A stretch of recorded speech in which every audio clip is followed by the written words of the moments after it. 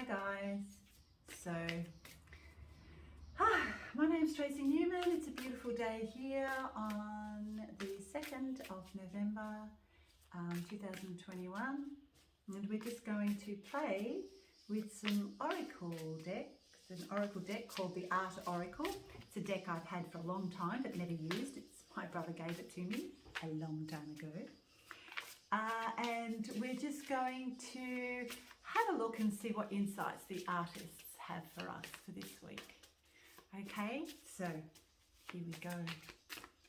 First card is the beautiful Yayoi Kusama. Yayoi Kusama, beautiful woman that she is, loves polka dots and lives her life in a mental institution so that she can actually have so that you can draw inspiration from a lot of the people there and from what goes on in those institutions. She's an amazing woman. So what this says is your soul is composed of the same dots as the universe. Distinguish yourself from your mirror image. Show them your hallucinations. So I think this is basically saying, don't get too caught up in the physicality of who you are.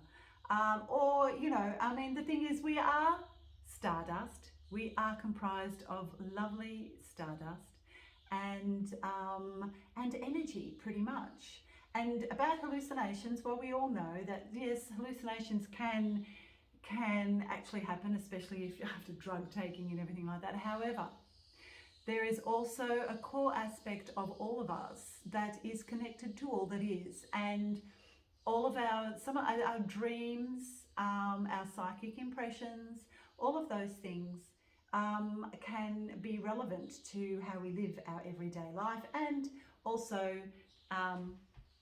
if they are acknowledged, can lead us into knowing exactly where we're going on any given day at any given time. So I think she's basically saying for this week, rely on your intuition, know who you are, and know that you have the knowledge within you, and collectively in the universe, you are all that is. So you know exactly where you're going and what you're doing, and follow that intuition. Take notice of it, because it will always lead you to where it is that you're meant to be at any given moment. Okay, so that's her.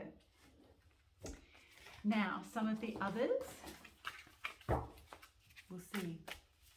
We shall see who else would like to speak to us this week.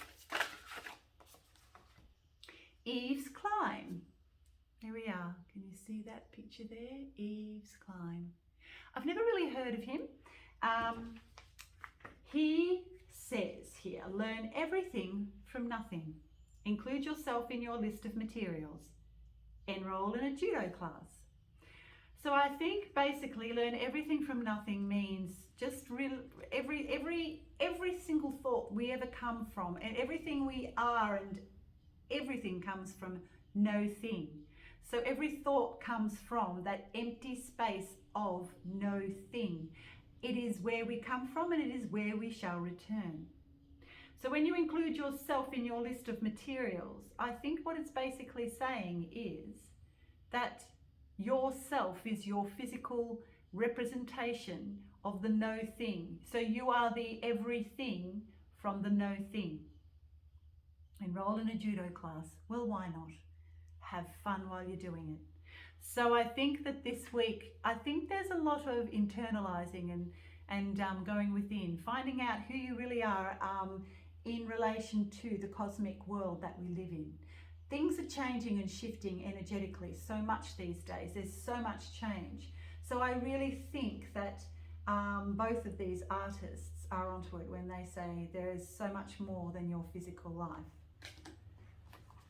Okay, and Eve's Climb. If I can find anything here in the book, I shall read it to you, because you see, this book is quite difficult to find anything in because nothing's alphabetical.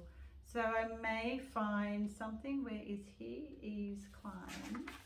Eve's Climb. Maybe not. It would take too long. There's no, it's not alphabetical, this book, so I cannot really find what I need when I need it. It's quite difficult. Oh, hang on, here we go, found it. Yves Klein saw depth in monochrome and something in nothing.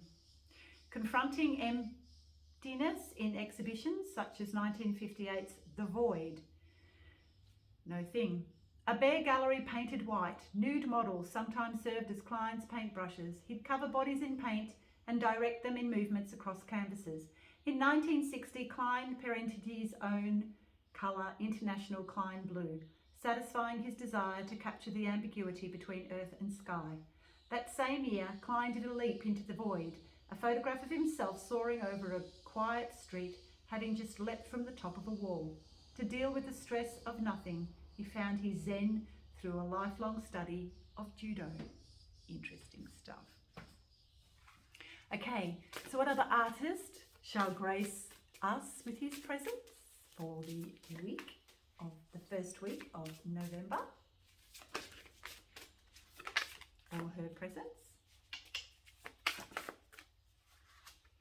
We have Salvador Dali, of course.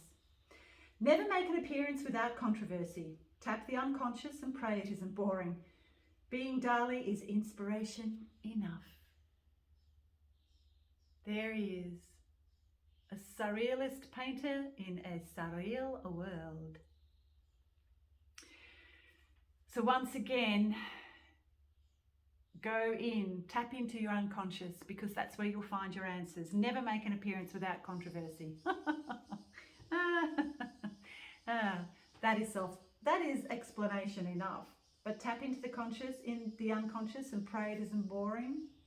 Your unconscious is all that is. It is never boring. Can never be boring. Because being you is inspiration enough. One more card for the week. So basically, go within, find your inner voice and trust it, and do whatever it is that you need to do.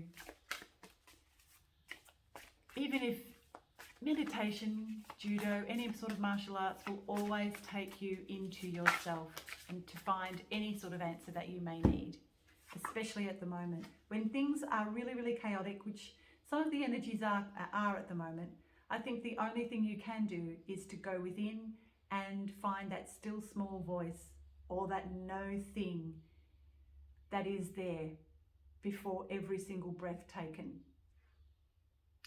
Le Corbusier.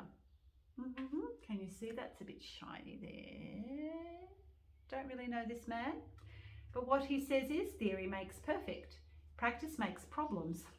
Sign your name in concrete. Go big and go home. So I think theory makes perfect, practice makes problems. Sign your name in concrete. Go big and go home. So I would say from this, be spontaneous. Just come from nothing. Everything comes from nothing. So when you are in a state of no thing, that's when you'll find your inspiration. That's when you'll find the answers to your questions. Anything that you need to know, anything that you need to actually do. If you come from that space of no thing, then you leap into something, which when it's spontaneous, it comes from that inner place, that God place within you. Not God as up in the mountains, you know, they're sitting on a chair, not the man. I'm talking about that God space within you that we all have, within every single cell, within every single atom. That is where God is. And that's everything. But from no thing, you can jump into everything, be spontaneous and do it straight away. And then you come from that space of no thing, which then becomes everything. What can we say about Le Corbusier? Le Corbusier. It's very, very difficult to find anything in his book. Young Charles Edouard Juneret Gris. I have no idea if I said that right. I cannot speak French. rebranded himself Le Corbusier, or Corbu, and boasted that his architecture could stave off class resolution. With pioneering use of concrete, Corbu created high-density complexes designed as micro-cities for inhabitants, such as Chi, Radiant City in Marseille, with public facilities integrated among residences. In his lifetime, Corbu realised masterful private villas and churches, but what he proselytised and extensively wrote about was a new urbanism. Today, some consider Corbu a genius. Others, an ideologue dabbling in fascism. Oh my God, there's so many big words in here I can't cope. Corbu's rebelliousness is underscored by his death, the result of going skinny dipping with a bad heart against his doctor's orders. So from everything, he went to nothing very quickly. That's it for today and for this week. Have fun, guys.